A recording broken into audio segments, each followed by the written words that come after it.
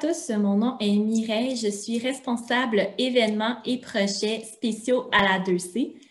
Super contente de vous accueillir ce midi pour cette conférence en complément à la journée portes ouvertes en agence de vendredi dernier. D'ailleurs, j'espère que vous avez eu du plaisir au cours de cette activité. En fait, aujourd'hui, l'objectif, c'est de vous donner des trucs, des astuces pour vous aider dans vos premières expériences de recherche d'emploi en agence. Puis, on sait tous qu'avec le virtuel, ça peut sembler venir compliquer la chose. Puis, on est super chanceux. En fait, aujourd'hui, on va être accompagné d'une recruteur, donc vraiment d'une experte qui va vraiment pouvoir vous accompagner en fait dans vos questionnements par rapport à tout ça. Donc, d'entrée de jeu, je dis un gros merci au Grenier Recrutement d'avoir rendu possible, en fait, cette conférence. Puis, je suis certaine que vous allez y trouver votre compte ce midi.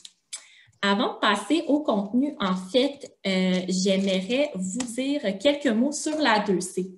En fait, la 2C, outre l'organisation de la journée portes ouvertes en agence, c'est vraiment une association qui regroupe des agences de communication de diverses tailles, de diverses spécialités. Donc, vous pouvez d'ailleurs les voir à l'écran. Et nous, en fait, à la permanence, notre rôle, c'est vraiment d'offrir toute une gamme de services, d'outils, de formation pour les accompagner dans leur travail, puis pour répondre à certains enjeux en lien avec notre secteur. Et à travers tout ça, on organise des activités pour vous, la relève. En fait, pour nous, c'est super important de vous tenir informé des riches possibilités de carrière qu'il y a dans notre secteur, vraiment pour différents types de profils. Donc, c'est pour ça qu'on organise toutes ces choses-là pour vous.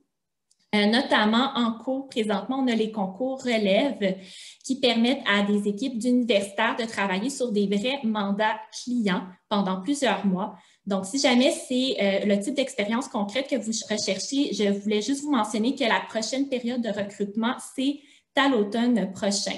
Et sinon, également à l'automne, continuez à nous suivre. En fait, on va avoir une série de conférences qui s'appelle Le monde de la com. Et chaque jour, en fait, on s'attarde à une discipline particulière de l'industrie telle que la création, le service conseil, le design, etc. Et on vient présenter les différents types de métiers qu'on retrouve dans ces disciplines-là. Et aussi, je porte à votre attention, en fait, la plateforme de cybermentorat Academos. Là-dessus, on a une page et vous pouvez y retrouver différents professionnels qui travaillent dans nos agences membres et qui veulent vraiment répondre à vos questions, vraiment discuter avec vous. Donc, on vous invite en fait fortement à vous inscrire sur cette plateforme-là. C'est gratuit et parfois, ça peut vous permettre de répondre à certaines interrogations assez rapidement et facilement.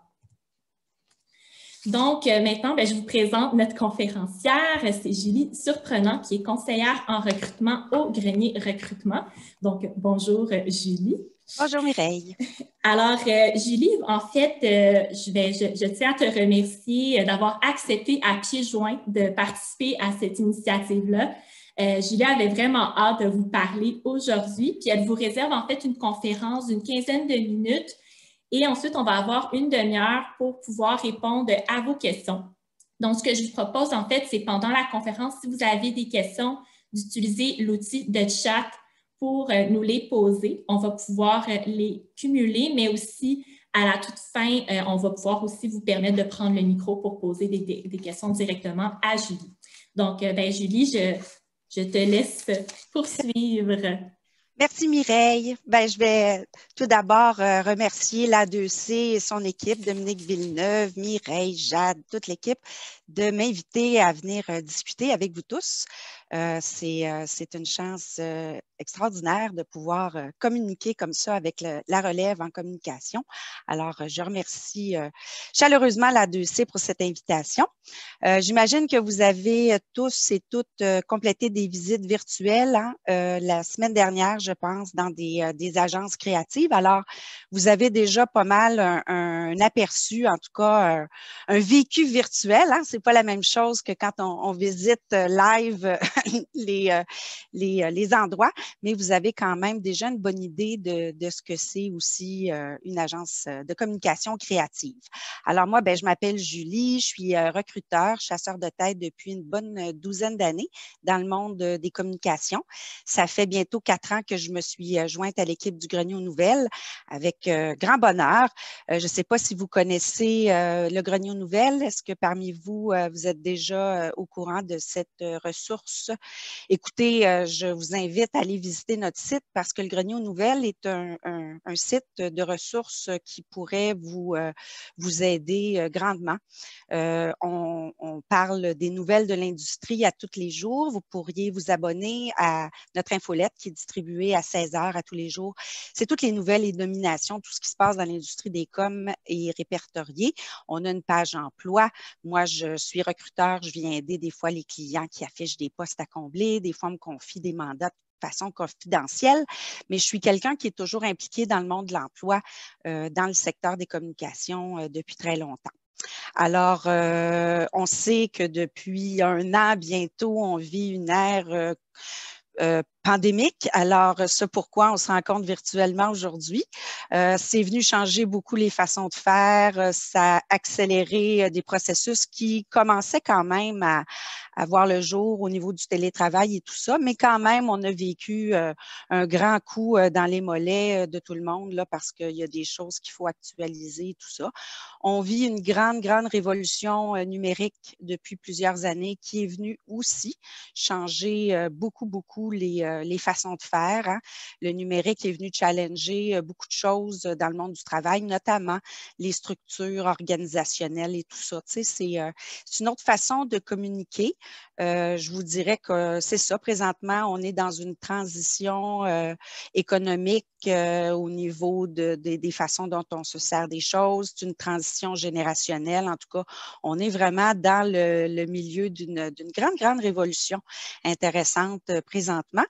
Et ben, c'est ça, le numérique est venu changer beaucoup les façons de faire et on est encore à ça. En fait, on vit dans un monde où on développe beaucoup de technologies et les humains deviennent en développement continuel, un peu comme la technologie. C'est très différent du positionnement il y a 20, 25, 40 ans où on sortait de l'école, on avait appris ce qu'on avait à apprendre, puis après ça, on surfait sur la vie. Mais maintenant, on devra tous et toutes se développer en temps réel. Alors ça, c'est intéressant aussi. C'est ça, c'est une façon de travailler qui vient de challenger aussi les structures organisationnelles, comme je disais tantôt. On sort d'un monde de plusieurs milliers d'années d'évolution où on se structurait de façon verticale, from top to bottom. C'est une façon très efficace de s'organiser, mais avec le numérique, on tend à horizontaliser les choses puisqu'on doit collaborer pour arriver au résultat cherché. Et la collaboration amène tout un autre, d'autres paradigmes, en fait, de travail qui génèrent quand même beaucoup de santé et qui mobilisent tous les employés dans un projet. Alors, ça, c'est intéressant. C'est des choses qui sont en train d'arriver, mais ce ne sont pas des choses, les grands changements n'arrivent pas rapidement sur un dizaine comme ça. Mais quand même, je dois dire que ça s'accélère rapidement, puis les choses, ça va vite. Un petit peu trop vite peut-être par rapport à nos cerveaux qui n'avons pas tout le temps de s'acclimater à tout ça. Mais ça, c'est un autre sujet très intéressant et touffu qu'on pourrait discuter dans une autre réunion. Alors, j'imagine que vous êtes conscient aussi que le télétravail, c'est quelque chose qui s'est beaucoup imposé. Ça change les façons de travailler, tout ça, ça demande une certaine autonomie, une certaine gestion de soi-même, du travailleur qu'on ne voyait pas avant. Fait que c'est pour ça que je vous dis que je pourrais parler pendant 3 fois 15 minutes de tous ces changements-là, puis tout ce que ça génère comme conséquence dans le monde de l'emploi. Mais tout ça est très positif, somme toute. Quand on écoute les nouvelles, là, on a le goût de se flinguer, là. Mais je vous dis que dans la vie normale de tous les jours, il y a de très, très belles embellies dans le monde du travail présentement. Alors, comme vous avez visité les agences, vous êtes conscient que ce sont des organisations très créatives. Je vous dirais que ce qui est important pour n'importe qui voudrait se lancer et travailler dans une agence de communication créative comme ça.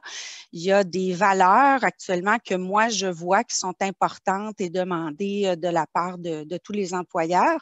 Je vous dirais efficacité, autonomie et engagement.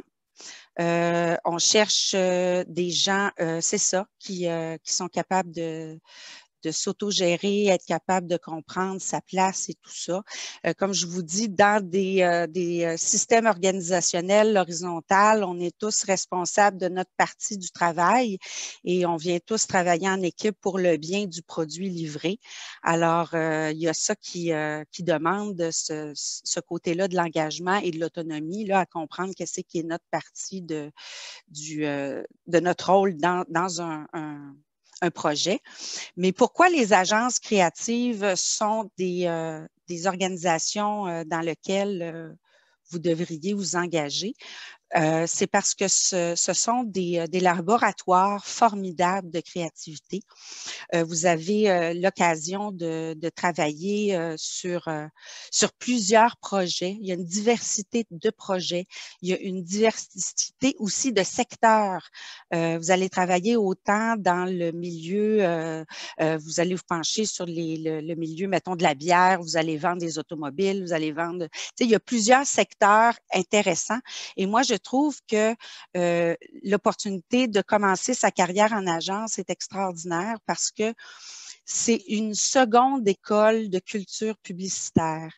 Vous avez appris toutes sortes de notions sur la communication, vous avez acquis beaucoup de connaissances, mais là, vous allez vivre des expériences et ces expériences-là vont vous définir. Vous allez comprendre aussi à travers les expériences que vous allez vivre en agence quel genre de professionnel vous êtes vous-même. Vous allez voir que vous avez des sensibilités par rapport à certains secteurs. Vous allez avoir des compréhensions aussi poussées. Vous avez aussi, vous, des passions, des trucs qui vous allument, mais c'est un endroit fabuleux pour se connaître comme professionnel et pour comprendre aussi la complexité des différents secteurs qui ont besoin de la communication créative.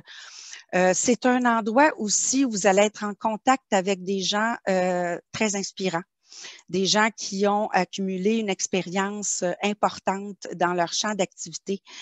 C'est un laboratoire, comme je vous dis, une organisation, un endroit où vous allez beaucoup vous définir comme professionnel, vous connaître aussi, où vous allez travailler en équipe. La notion du travail d'équipe est très, très, très importante. Les agences aussi vivent ce que je vous ai parlé tantôt au niveau de l'espèce de révolution, de changement. Les agences vivent aussi ça. C'est la venue du numérique, comment on communique efficacement, tout ça est en évolution. Alors, on a besoin de gens qui vont s'engager puis qui vont amener aussi une partie des solutions et de qu'est-ce que sera une équipe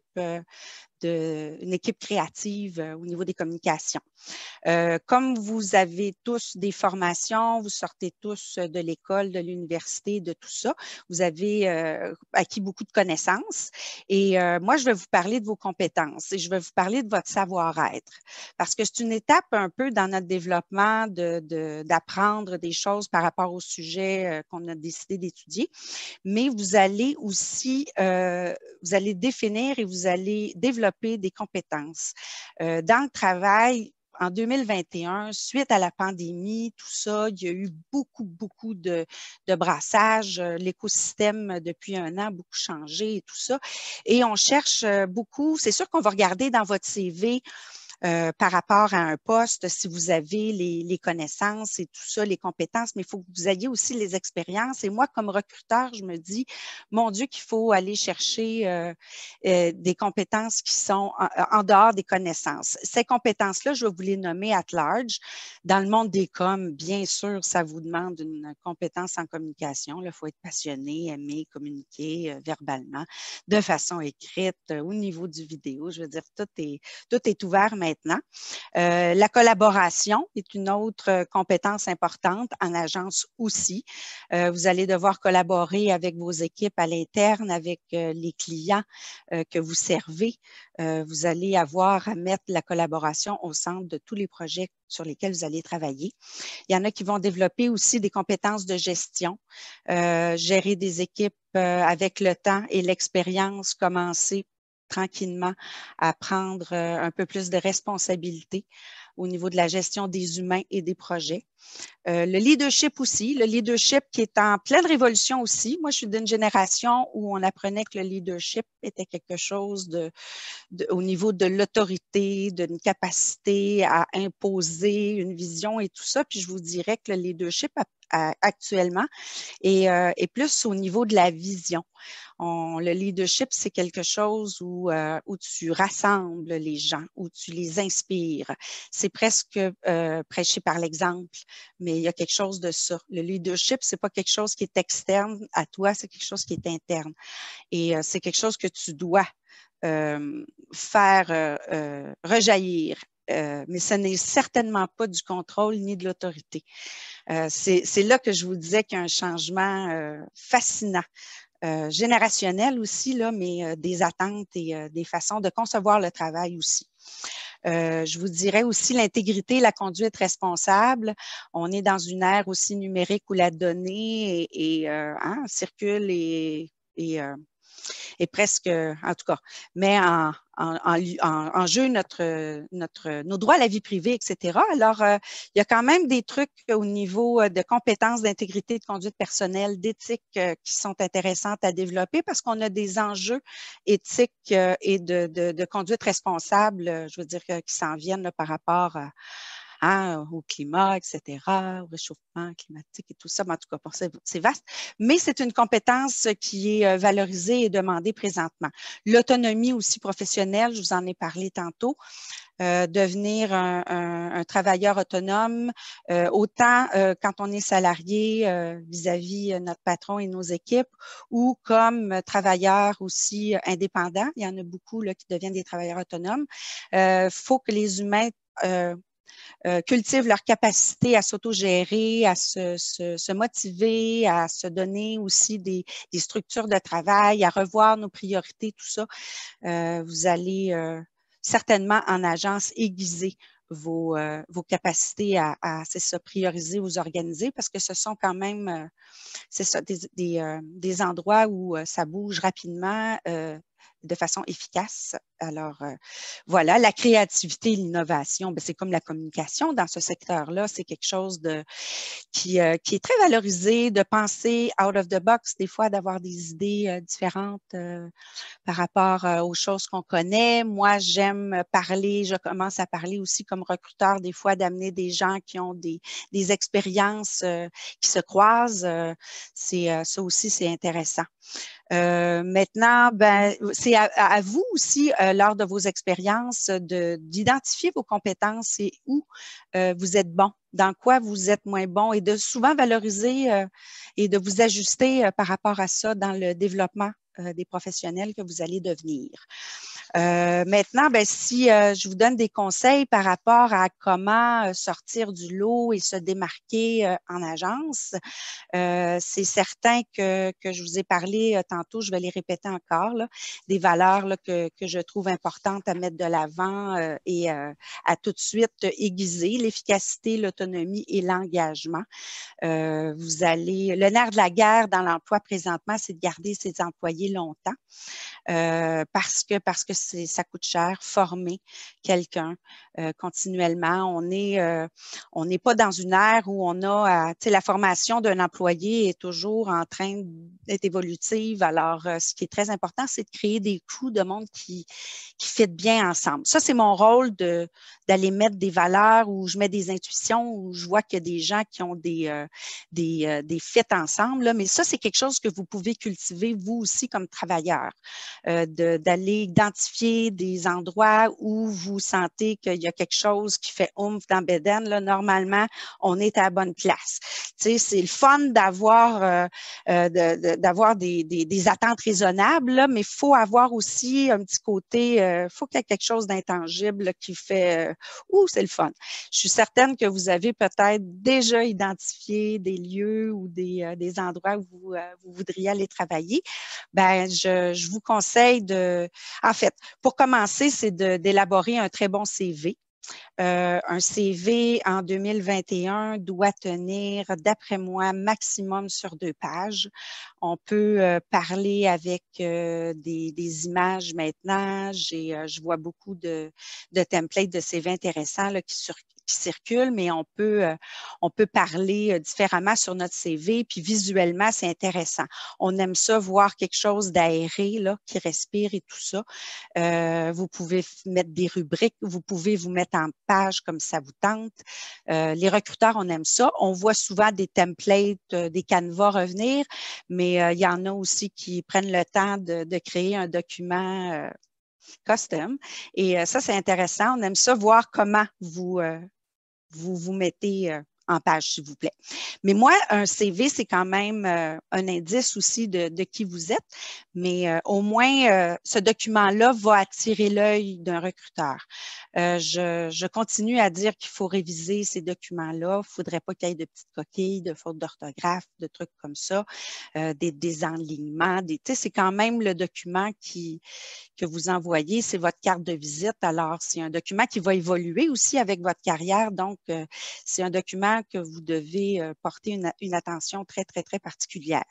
La photo sur un CV, bon, écoutez, moi, j'ai des valeurs anti-discrimination. Alors, je vis avec ça, je les vois beaucoup sur les CV, mais c'est pas si tant nécessaire si on veut garder des valeurs de anti-discrimination. Moi, je pense qu'il faut éviter de mettre des photos sur les CV. De toute façon, en 2021, si on veut voir la binette de quelqu'un, il y a beaucoup d'outils disponibles pour trouver. Alors, voilà.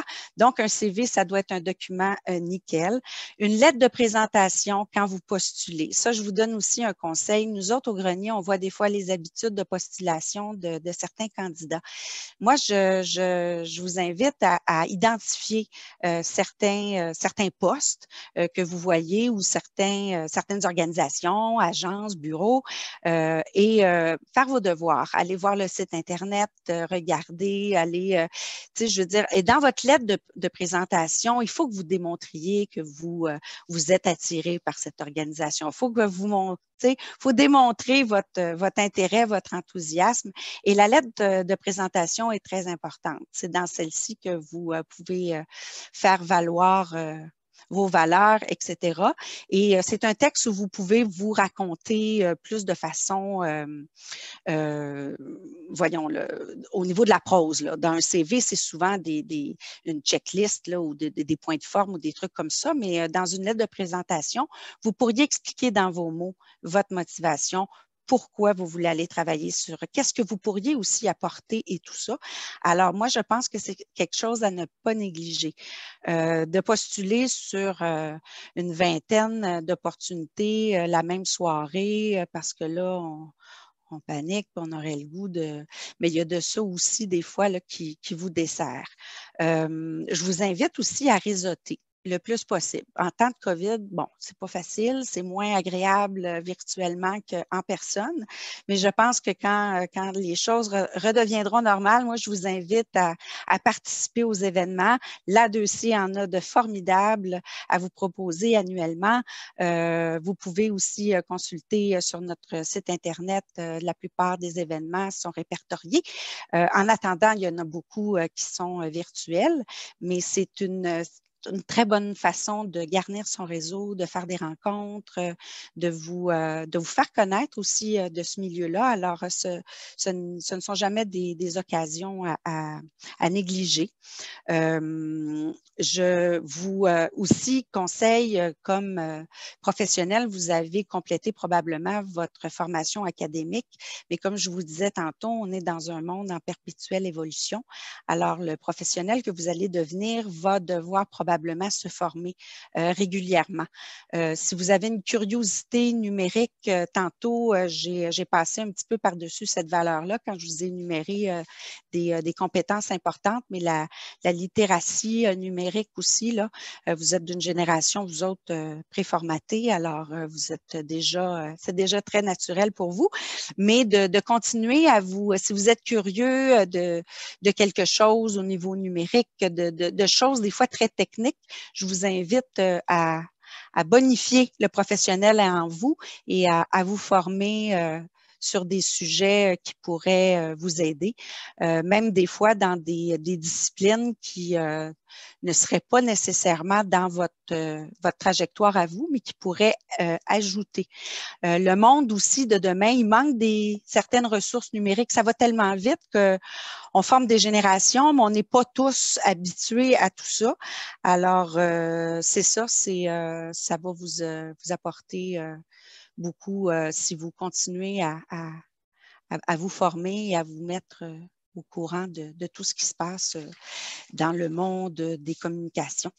Alors, voici, est-ce que vous avez des questions par rapport à tout ce que j'ai discuté avec vous? Bien, on en a déjà Oui! quelques-unes, Julie. Alors, dans un premier temps, très pertinent, en fait, c'est quelqu'un qui a des expériences autres qu'en communication, mais qui Oui. aimerait faire son entrée pardon, en agence comme stratège. Donc, la personne se demandait avec son CV si il y aurait quelque chose de particulier à joindre également, exemple, un document qui permet de mettre de l'avant la pensée stratégique de la personne, quelque chose comme ça. Donc, je ne sais pas si tu aurais des conseils en ce sens-là. Oui, bien souvent en agence, ça je ne l'ai pas dit tantôt, mais c'est important, souvent en agence, c'est des organisations où vous allez rentrer dans des postes d'entrée. Au niveau de la coordination, pour vous, c'est des postes extraordinaires parce que vous êtes comme des éponges un peu. Vous êtes au courant d'à peu près tout ce qui se passe dans l'agence, vous aidez à coordonner, à faire arriver les choses, vous êtes un appui administratif et tout ça. C'est un poste et c'est un passage obligé que je trouve important parce que c'est là qu'on comprend comment ça marche, comment les processus sont installés, c'est quoi le day-to-day. Puis après ça, bien, rapidement, on peut gravir les échelons. L'agence est un endroit fabuleux pour grandir. Vous pouvez rentrer dans un poste comme ça au niveau de la coordination, puis rapidement, si vous avez des compétences extraordinaires en organisation, en gestion, vous allez rapidement commencer à gérer des équipes, vous allez être en lien directement avec le client. C'est un endroit pour grandir. Alors, moi, je dis souvent, puis souvent on entendait ça aussi, on aime ça que les gens d'agence, on cherche des gens qui ont de l'expérience en agence et tout ça. Puis pour quelqu'un qui viendrait d'un milieu différent, je pense, moi, que c'est intéressant d'amener aussi des gens, des fois, qui viennent de milieux différents. Ça enrichit l'équipe à l'interne, mais pour quelqu'un comme ça qui viendrait d'un milieu, je ne sais pas c'est quoi le niveau d'expérience de cette personne-là dans son C'est développement. pas précisé. C'est ça. Mais moi, je pense que oui. Comme je disais tantôt, tu sais, là, c'est sûr qu'on est en période où on reste tous chacun chez soi, mais allez visiter, allez porter votre CV en main propre, pourquoi pas. On perd un petit peu c'est dangereux, ça. Mais il faut garder, on est des petites bébites grégaires, là, mais il faut garder le côté humain, réel, tu sais, toutes ces choses-là. Alors, c'est une bonne idée d'aller porter votre CV en main propre, dire je suis intéressée à venir travailler avec vous. Tu sais, manifester votre coup de cœur ou c'est génial. Je veux dire, c'est rare que quelqu'un trouverait ça plate. Alors, c'est ça. Mais c'est dans votre lettre aussi, si vous envoyez vos postulés via les interwebs, vous pouvez donner votre motivation dans votre lettre de présentation.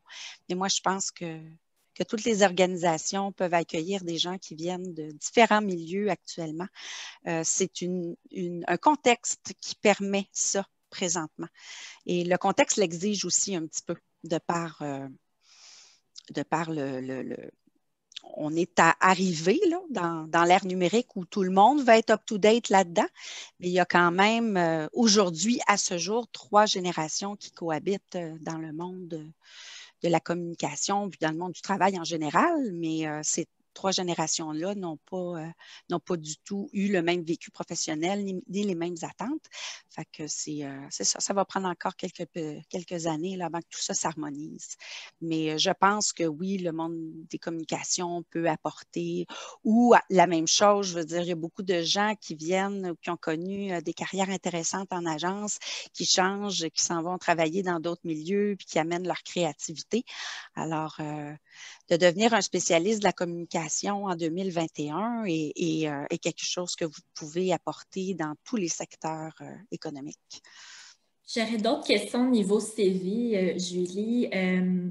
En fait, la même personne se demandait si c'était pertinent de parler aussi de ses passions. Est-ce que oui. les RH regardent vraiment ça quand ils consultent un CV? Oui. C'est important d'énumérer peut-être les choses qui vous allument, qui vous animent. On sort d'une ère où, moi en tout cas, je suis d'une génération où on disait qu'il fallait que tu travailles, c'était ta vie au complet et tu ne pouvais pas avoir de passion, de petits trucs sur le côté. Là, on arrive dans une ère beaucoup plus saine où on engage des gens qui sont allumés par l'escalade, le week-end, par tout ça, ça nourrit de toute façon votre créativité, votre santé mentale. Vous devez, quand je parle du professionnel que vous devez prendre en main, ça fait partie aussi de ça, de qui vous êtes comme individu, de qu'est-ce qui vous allume en dehors de votre travail. Ce sont toutes des choses qui sont valorisées par les employeurs, surtout au niveau des communications, c'est certain. Donc, qu'est-ce que tu dirais? Parce qu'une autre question qu'il y avait, c'était au niveau du design personnalisé d'un CV. Est-ce que c'est obligatoire? Moi, je pense que c'était... Non. Les passions peuvent peut-être permettre aussi de faire ressortir versus un beau design graphique. Absolument. Absolument. Mais c'est un document qui parle de toute façon de vous, de vos expériences. Alors, gênez-vous pas là, pour le rendre. C'est à travers ça, quand on lit que n'importe qui a un préjugé favorable, puis il y a une curiosité, en fait, de vous rencontrer. Tu sais. Ça peut arriver, moi, comme recruteur, des fois, que je vais voir de façon raisonnée, ah oui, cette personne-là fait ça, ça, ça, ben là, il y a tout ce qu'il faut, mais les passions de cette personne-là peuvent, moi, me faire, je veux rencontrer, je veux parler. Fait que tout est intéressant dans ce que vous mettez sur votre CV. C'est peut-être ça qui peut allumer un recruteur ou un employeur vous contacter. On a aussi une petite question au niveau présentation en entrevue, là. Même si c'est virtuel, est-ce qu'il y a un code vestimentaire particulier? La personne, par exemple, vient du milieu de l'hôtellerie où il faut s'habiller très chic et très propre. Est-ce qu'en entrevue virtuelle également, est-ce qu'on regarde beaucoup ça en agence? Ben, c'est quand même un milieu qui est c'est pas un milieu corporatif, hein, tu sais, c'est pas une institution financière ou tout ça. Les tenues vestimentaires, normalement, c'est très open en agence, là. C'est un milieu et c'est un secteur où on peut travailler normalement habillé comme ça nous tente. Il y a certaines organisations, des fois, qui ont une demande, ça dépend de la culture des entreprises. Mais la tenue vestimentaire, tu sais, quand on se présente, on veut donner le meilleur de soi-même. Vous n'avez pas besoin de sortir le tailleur 3 pièces ou tu sais, je veux dire, just be yourself. C'est ce que je dis souvent à tout le monde. Soyez vous-même le plus possible parce que si vous vous dénaturez, vous allez être pris avec une vision de vous-même qui est erronée. Alors, restez le plus près de vous-même. C'est sûr que quand on va dans des événements, il y a des choses où on se dit, bon, ben écoutez, là, il faudra avoir certaines, mais tout ça, ça se juge dans le cas par cas. Je vois aussi quelques mains levées, donc je vais en prendre des questions aussi de vive voix. Alors, Caroline Villemur, je ne sais pas si tu avais toujours la même question. Oui, bonjour Madame Surprenant. Bonjour. Est-ce que vous m'entendez bien? Très bien. OK, super. Je remarque une tendance, on dirait que, parce qu'on est surtout des étudiants, puis donc on doit faire des stages dans les cadres de nos programmes. Mhm. Je remarque qu'il y a, pour les agences, il y a comme une tendance à que les stagiaires engagés, c'est souvent des professionnels et non des étudiants. Est-ce que c'est quelque chose que vous remarquez aussi dans le milieu, qu'il y ait beaucoup de compétences pour un poste, puis que ce soit beaucoup des jeunes professionnels qui vont appliquer à des stages, en fait? Ben, normalement, ce sont des étudiants qu'on sollicite pour des stages comme ça. Tu as été témoin, Caroline, c'est ça, d'une situation où Ah, tu ben penses. souvent, quand je remarque les nouvelles personnes qui sont engagées dans certaines agences, je trouve que souvent, c'est des gens qui avaient peut-être 1 an d'expérience dans une autre agence, mais qui sont engagés en tant que stagiaires.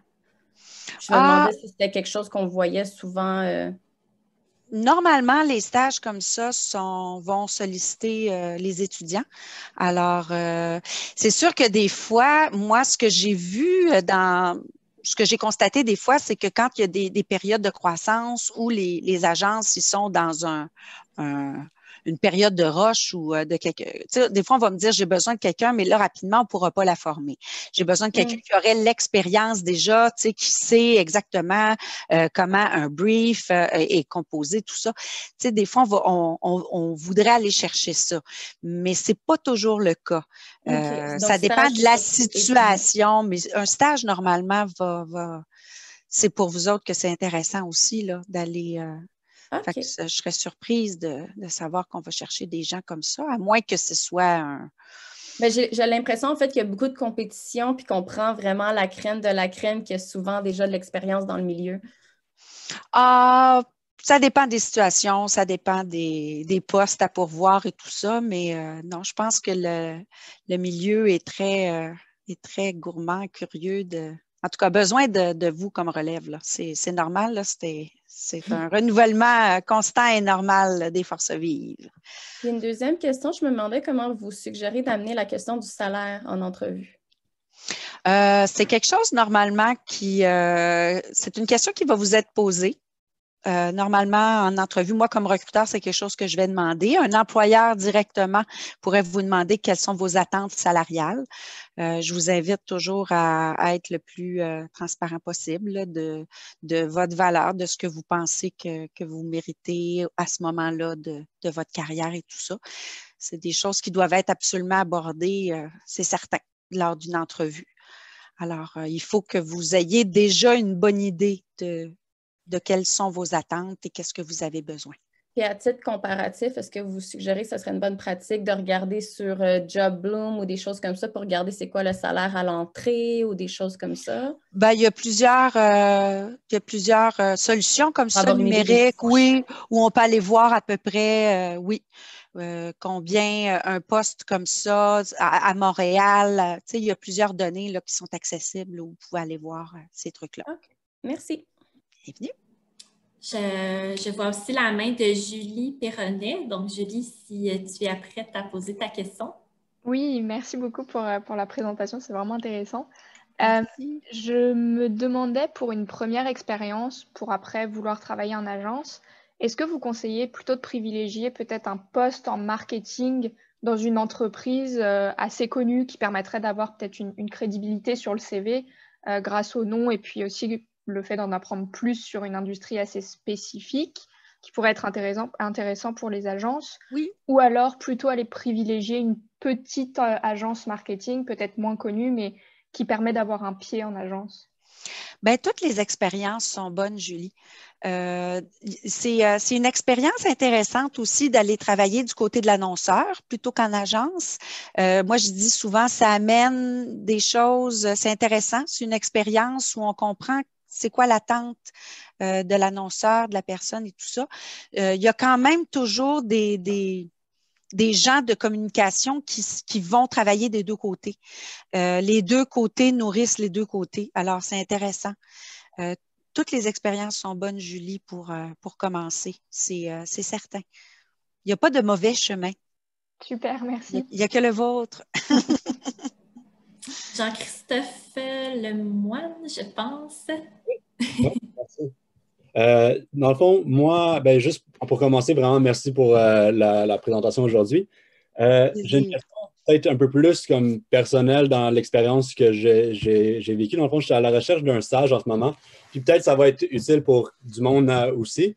Dans le fond, j'ai contacté une agence et dans le fond, j'ai passé une entrevue. On m'a dit qu'il y avait une possibilité, dans le fond, que j'aille une offre de stage pour cette agence-là. Me dit que dans une semaine, je devrais avoir l'information et tout ça. Puis je n'ai pas encore reçu, ça fait plus qu'une semaine, puis je n'ai pas encore reçu d'offre de stage finalement. Fait que là, je me demande, est-ce que je relance l'entreprise, mais je ne veux pas avoir l'air harcelant non plus. Ben, au bout d'une semaine, ce n'est pas harcelant. C'est ça, il faut juger mais faire un suivi, je te conseille de le faire.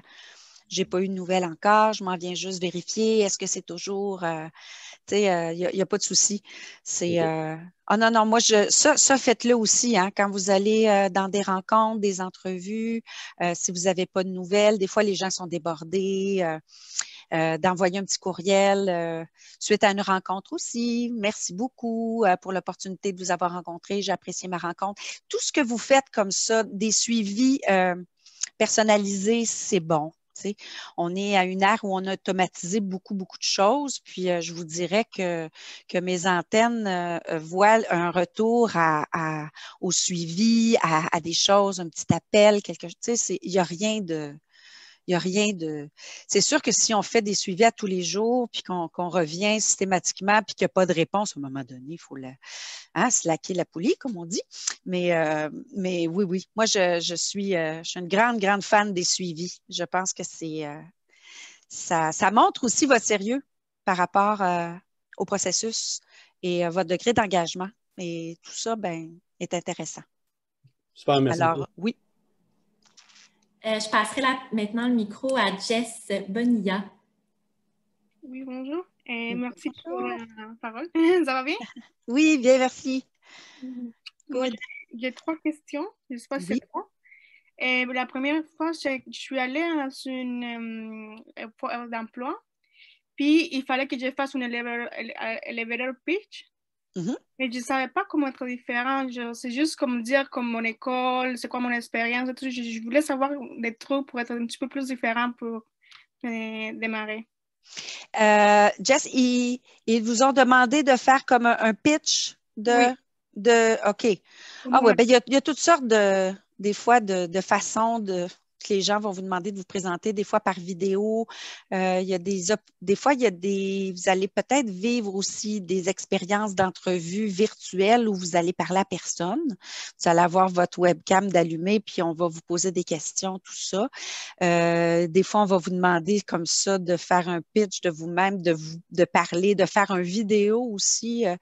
On a ça aussi au grenier, des fois, la capacité d'aller faire une petite vidéo, de répondre à une question et de s'enregistrer puis d'envoyer ça. Ah oui, c'est toutes des solutions qui sont intéressantes. Moi, je me dis, ça peut défavoriser des candidats introvertis. C'est pas tout le monde qui est à l'aise devant une caméra ou se mettre en scène comme ça virtuellement ou avec moyen d'une vidéo. Alors, c'est ça. Moi, j'apprends à vivre avec ces données-là parce qu'elles sont déjà là dans le milieu. Mais c'est ça. Est-ce que tu avais aimé ton expérience, Jess? Oui, j'aimais mon expérience. Oui? Oui, j'ai vraiment aimé. Puis ça m'a permis aussi à savoir comment inspirer aussi les gens, comment montrer ma personnalité en 30 secondes. Oui, c'est ça. C'est ça. C'est vrai, ça donne ça donne une vibe un peu, en tout cas une couleur de la personne, oui. Voilà. Une autre question, c'est que je suis en train de chercher de l'emploi pour l'été. Est-ce que c'est bon que je cherche de l'emploi maintenant ou j'attends un petit peu plus? Oh, le plus tôt le mieux. Il n'y a pas pour cet été, oui, tu pourrais commencer déjà à regarder et à commencer à travailler des projets avec oui, il n'est pas trop tôt. OK, parce que des fois, on ne sait pas, il y a beaucoup d'emplois qui postent, mais on ne sait pas c'est quand l'emploi. Ah, ben, les offres qui sont affichées présentement, c'est probablement pour des postes à combler le plus rapidement possible. Mais si on cherche des emplois pour cet été, bien, ça serait plus plutôt une façon d'aller toi-même identifier des endroits et envoyer des courriels, ton CV de façon spontanée pour signifier ton intérêt. Julie, me permets-tu d'en ajouter un petit peu sur ce sujet-là? Hello. Désolée, j'avais fermé ma caméra parce que je mangeais puis je trouvais ça bien impoli de vous manger ça. Mais en fait, pour les stages aussi, c'est sûr qu'en version virtuelle, on ne va pas se le cacher, là, il y a quand même moins de stages disponibles présentement. C'est pas parce que les agences ne veulent pas, bien au contraire, mais évidemment, c'est d'aider la relève ou des gens sans expérience à travailler au day-to-day. C'est pas évident parce qu'habituellement, en stage, bien, vous allez être pas mal jumelé avec quelqu'un qui va pouvoir vous montrer. Fait que c'est sûr qu'il y a moins de stages présentement. Rarement aussi, puis Julie, tu peux peut-être confirmer, les stages ne sont pas affichés ou en fait, très rarement, une agence va afficher un stage. Fait que c'est là où il faut cogner à la porte. Oui. Allez-y par les contacts. Là, vous avez participé à la journée porte ouverte, de réécrire. Merci de m'avoir reçu. Moi, je suis disponible pour un stage de telle date à telle date. Voici, j'ai aimé visiter votre culture d'entreprise, whatever, les argumentaires que vous pourrez développer. Faites-moi signe, ça me ferait vraiment plaisir de pouvoir donner un coup de main à votre équipe. Si vous avez déjà de l'expérience, vous avez participé aux Jeux du commerce, Jeux de la com, les concours relève, bien évidemment, vous aidez des OBNL, fondations, whatever, écrivez-le. Si vous avez déjà de l'expérience, vous partez déjà avec un plus. Si vous arrivez en disant « c'est mon premier emploi », c'est sûr que c'est un petit peu plus compliqué. Si jamais le stage ne fonctionne pas, n'hésitez pas à aller vous offrir de l'aide à des OBNL ou de la fondation en disant « savez-vous quoi, j'ai un stage à faire, puis tant qu'à travailler dans une entreprise en commerce de détail cet été, bien, je vais m'essayer dans autre chose pour essayer d'avoir de l'expérience. » C'est sûr que ça peut vous aider à tracer votre chemin. Donc voilà, c'est tout ce que je voulais ajouter. Merci. Merci beaucoup. Puis la dernière question, c'était, j'avais pensé à faire une vidéo CV. Est-ce que c'est bon ou c'est too much? Ah, il y en a tout plein qui développent des vidéos CV. Okay. Moi, j'ai pas de. Si ça t'amuse et si tu aimes ça, c'est correct. C'est des projets. J'en ai vu. Il y en a qui m'ont envoyé des CV fait en motion design. Écoutez, la créativité explose. J'ajouterais encore, là, c'est un petit grain de sel, mais je pense que la créativité est super le fun en autant qu'on trouve tout ce dont on a besoin de trouver. Donc, tu sais, si vous allez dans un poste de service conseil ou de stratégie, les vidéos, ils vont probablement vouloir aussi avoir votre CV pour le scanner rapidement versus vous écouter pendant 2 minutes et demie. T'sais. Fait que si c'est de vous écouter, que ça soit vraiment short and sweet, parce que si c'est trop long, c'est sûr qu'on passe à un autre appel parce que ça demande plus de temps que de scanner rapidement un CV, par exemple. C'est juste ça le bémol de la vidéo, je dirais. Mais si vous êtes en création, là, la vidéo, pour montrer ce que vous êtes capable de faire, fait complètement du sens à ce moment-là. Absolument. Désolée, Julie. Non, il n'y a pas... Non, il n'y a pas de souci. Non, mais c'est vrai, nous autres, comme recruteurs, c'est parce que si on commençait à évaluer une 60aine de profils, je ne pourrais pas écouter les vidéos des 60 personnes. Je veux dire, ça ne se peut pas. À un moment donné, il y a une notion de temps. Mais quand on a shortlisté des trucs, là, ça peut être... Fait que c'est pas une donnée inintéressante, c'est juste que ça ne peut pas être appliqué dans tous les processus. Okay. Je dirais ça comme ça. Okay. Merci beaucoup. Donc, Julie, je prendrai une dernière question. Je vois Daniel Mendez, sa main levée depuis longtemps. Donc, Daniel, je te cède le micro. Oui, merci. Merci pour la présentation. J'avais juste une question par rapport à est-ce que ce serait possible de vous envoyer notre CV, de peut-être recevoir un feedback quelconque, où est-ce qu'on aurait des lacunes, où est-ce qu'on aurait quelque chose à améliorer, où est-ce qu'on a des forts et tout ça, parce que ce serait vraiment, genre, vous avez l'air à genre, être une experte là-dessus, puis moi, j'admire ça vraiment, et ça m'aide beaucoup je trouve que ça m'aiderait beaucoup, moi, en tant que jeune, bientôt professionnel, à vraiment chercher des moyens à me démarquer, comme vous l'avez dit. Ben, vous êtes chanceux, la Grenier aux Nouvelles. On est là pour vous aider. On est content de communiquer avec vous aujourd'hui. Puis si jamais vous avez des questions ou quoi que ce soit, vous pouvez m'écrire à recrutement@grenier.qc.ca. Recrutement. Fait que si vous avez des CV puis vous voulez avoir un petit input sur comment vous avez fait ça, en tout cas, envoyez-moi ça à recrutement et on va vous répondre. Donc, juste répéter l'adresse courriel pour que... Recrutement, Uh-huh. RECRUTEMENT, Uh-huh. à commercial grenier. Grenier. .qc.ca. .qc.ca. Parfait. C'est ça. C'est ça. Merci beaucoup. Ça me ferait plaisir, Daniel, de regarder ça. Donc, on a déjà pris le temps qu'on vous avait réservé. Donc, je dis un gros merci à Julie pour tes conseils. Et on va enregistrer en fait la présentation. Donc, on va vous la partager après l'appel pour que vous puissiez la réécouter. Et on va aussi vous donner les coordonnées de Julie si jamais il y a des petites questions qui restaient en suspens de votre côté. Donc, un gros merci à nouveau à Grenier Recrutement pour votre appui dans la mise en place de cette conférence-là. Puis là-dessus, on vous dit bon après-midi, puis on espère vous recroiser très bientôt dans notre industrie. Merci beaucoup. Oui, Merci à très beaucoup. bientôt.